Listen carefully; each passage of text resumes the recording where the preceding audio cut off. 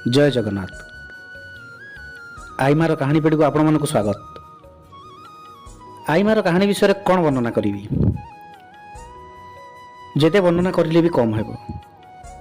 आजिका generation पिला हुए तो जानी नांती किंतु आज भी से पिला दिन कथा मन पड़ी गले मनर जमती खुशी लहरी खेली जाए। मैंने कहानी शुणा जमती घेरी बसुलु से खुशी आउ ये जेनेरेशन पिला पाखरे नहीं।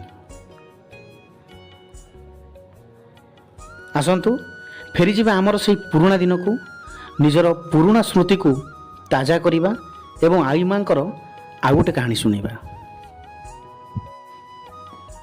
ये कहानीटर मुख्य चरित्र होती दुई बंधु हापी और रकी। हापी निजर पाठपढ़ा सारी भुवनेश्वर एक घरोई कंपानी रे चाकरी करुए। सेठी तार देखा हुए रकी साथी। धीरे धीरे से मध्य बंधुतार संपर्क निबिड़ हो जाए एवं दुहें भुवनेश्वर एक भड़ा घरे रहिबार निष्पत्ति नियंती। दुई जन जाकर स्वल्प दरमा से निजे चली घर को किसी पैसा पठाइबार थाए। तेणु से निष्पत्ति नेले कि सहर बाहर हो पछे अल्प पैसा रे घर भड़ा खोजिबे। भगवान को दयारु भुवनेश्वर किछि दूर रे सेमानंकु एक भड़ा घर मिलगला। किंतु सही घरटी सहरर मुख्य रास्ता ठारू प्राय 2 किलोमीटर दूर। तेणु से माने जीवा आसीबा पई ऑटोर व्यवहार करती। से दिन थाए रविवार। दुई जन जाकर ऑफिस छुट्टी। भाग्य को रकीर जड़े संपर्कीय भाई एक ट्रक जग पुरी को किसी जिनस नहीं जाउथिले। तेणु दुई जन बंधु निष्पत्ति नेले तांको भाई को साथी रे जाई पुरी बुली आसबे एवं से माने रेडी होई तांको भाई को ट्रक रे पुरी अभिमुखे यात्रा आरंभ कले। दुर्भाग्यवशतः पुरी पहुँचवा पूर्वर पिपिली पाखरे ट्रक टी हठात खराब हो जाइथिला एवं से माने पुरी पहुँची पारि नथिले। चाहू चाहू प्राय राति 8टा हो गला किंतु तांको गाड़ी ठीक हो पारिला नहीं। तेणु से माने निष्पत्ति नेले भुवनेश्वर फेरिबा आसीबा पई। कहीं ता परदिन ऑफिस रे ड्यूटी करिवार थाए। से माने एक ट्रक रे बसी पुणी भुवनेश्वर फेरी आसिले। राति प्राय 12:30 सबुआड़े सुनसान। दिन में केते जे शब्द करुथिबा व्यस्त विव्रत सहरटी सते जमती क्लांत हो सोई पड़िछि। दुई सांग आसी पहुँचिले तांको रूम को जीवार मुख्य रास्ता रे।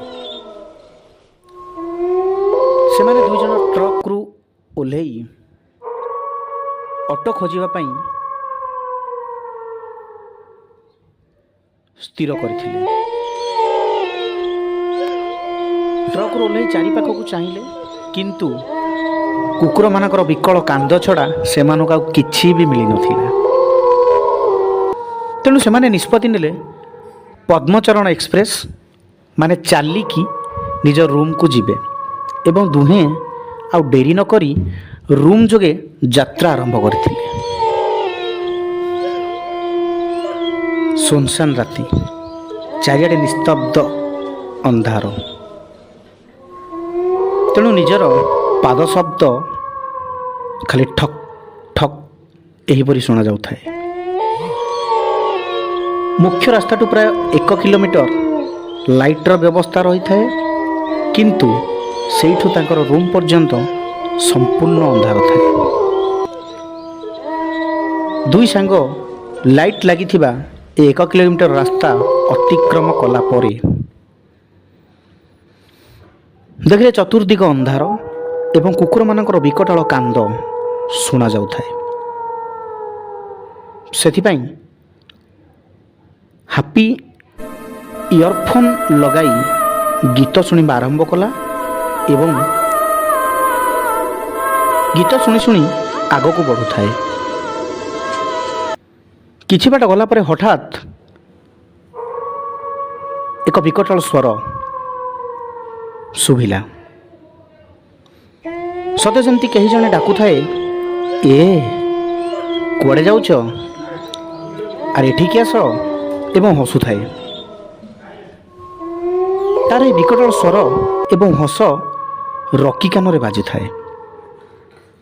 ପ୍ରଥମେ ସେ ଜାଣିପାରିଲା ନାହିଁ କି ଏହି ସ୍ୱରଟି ଏକ ପୁଅର ସ୍ୱର କିମ୍ବା ଝିଅର ସ୍ୱର, କିନ୍ତୁ ବାରମ୍ବାର ଏହି ଶବ୍ଦ ଶୁଣିବା ପରେ ସେ ଜାଣିପାରିଲା ଏହା ଥିଲା ଗୋଟେ ଝିଅର ସ୍ୱର ଏବଂ ସେ ଆଉ ନିଜକୁ ସମ୍ଭାଳି ପାରୁନଥାଏ। ଡରରେ ତାର ପୁରା ଦେହ ଝାଳରେ ଓଦା ଏବଂ କଥା କହିବାକୁ ମଧ୍ୟ ଶକ୍ତି ପାଉନଥାଏ। ହଠାତ୍ ସେ ଡରରେ ହାପିକୁ ଜାବୁଡ଼ି ଧରେ ଏବଂ ବଞ୍ଚାଅ ବଞ୍ଚାଅ ଚିତ୍କାର କରେ। ତେଣୁ ହାପି କାନରୁ ଇୟରଫୋନ୍ କାଢ଼ି ଯେତେବେଳେ ଏସବୁ କଥା ଜାଣିବାକୁ ପାଏ, ସେ ରକିକୁ ଧୈର୍ଯ୍ୟ ଧରିବାକୁ ସାନ୍ତ୍ୱନା ଦିଏ। ହଠାତ୍ ପୁନର୍ବାର ସେହି ସମାନ ସ୍ୱର ଶୁଣିବାକୁ ମିଳେ, ହେ କୁଆଡ଼େ ଯାଉଛ, ଆସ ଏଠାକୁ ଆସ, ଏମିତି ବିକଟାଳ ହସ। ଦୁଇ ସାଙ୍ଗ କ'ଣ କରିବେ କିଛି ବୁଦ୍ଧି ଦିଶୁ ନଥାଏ। ସେମାନେ ଯେତିକି ଆଗକୁ ଆଗକୁ ଯାଉଛନ୍ତି ତାଙ୍କ କାନ ପାଖରେ ଏହି ବିକଟାଳ ଶବ୍ଦ ବାରମ୍ବାର ଶୁଭୁଥାଏ। ସତେ ଯେମିତି କେହି ଜଣେ ତାକୁ ଆଗକୁ ଯିବାକୁ ଦେଉନଥାଏ। ଏମିତି ଡରରେ କିଛି ବାଟ ଆଗକୁ ଗଲା ପରେ ହଠାତ୍ ତାଙ୍କ ସମ୍ମୁଖରେ କେହି ଜଣେ ଧଳା ରଙ୍ଗର ଶାଢ଼ୀଟିଏ ପିନ୍ଧି ଆସି ଛିଡ଼ା ହୋଇଯାଏ। ତାର ମୁହଁଟି ଦିଶୁନଥାଏ ଏବଂ ମୁଣ୍ଡର ଚୁଟି ଆସି ନିଜ ପାଦକୁ ସ୍ପର୍ଶ କରୁଥାଏ। ଏହି ବିକଟାଳ ଦୃଶ୍ୟ ଦେଖି ଦୁହେଁ ଦୁହିଁକୁ ଜାବୁଡ଼ି ଧରିଥାନ୍ତି। ରୁମ୍ ଆଉ ଅଳ୍ପ ଦୂର, କିନ୍ତୁ ଆଗକୁ ଚାଲିକି ଯିବା ପାଇଁ ଦୁହିଁଙ୍କ ପାଖରେ ଆଉ ଶକ୍ତି ନଥାଏ। ଦୁଇ ଜଣ ଯାକ ଭୋ ଭୋ ହୋଇ କାନ୍ଦୁଥାନ୍ତି ଏବଂ କେବଳ କହୁଥାନ୍ତି, ଭଗବାନ ଆମକୁ ବଞ୍ଚାଅ। ହଠାତ୍ ତାଙ୍କର ଭୋ ଭୋ ଶବ୍ଦ ଶୁଭିଲା। ସତେ ଯେମିତି କୁକୁର ଗୁଡ଼ା ତାଙ୍କ ପାଖକୁ ଧାଇଁ ଆସୁଥାନ୍ତି। ସେହି କୁକୁରଙ୍କର ଶବ୍ଦ ଶୁଣିଲା ପରେ ହଠାତ୍ ସେ ବିକଟାଳ ରୂପ ଯେମିତି କୁଆଡ଼େ ଅନ୍ତର୍ଧ୍ୟାନ ହୋଇଗଲା। ସତେ ଯେମିତି ସ୍ୱୟଂ ଭଗବାନ କୁକୁର ରୂପରେ ଆସି ସେହି ଦୁଇ ଜଣଙ୍କୁ ବଞ୍ଚାଇଥିଲେ। ଦୁଇ ବନ୍ଧୁ ଏକା ନିଶ୍ୱାସରେ ସିଧା ଯାଇ ନିଜ ରୁମ୍ରେ ପହଞ୍ଚିଲେ। ସେହି ଦିନଠାରୁ ଦୁଇ ବନ୍ଧୁ ସେଠାରୁ ନିଜର ଭଡ଼ା ଘର ବଦଳାଇ ଯାଇ ସହର ଭିତରେ ରହିଲେ।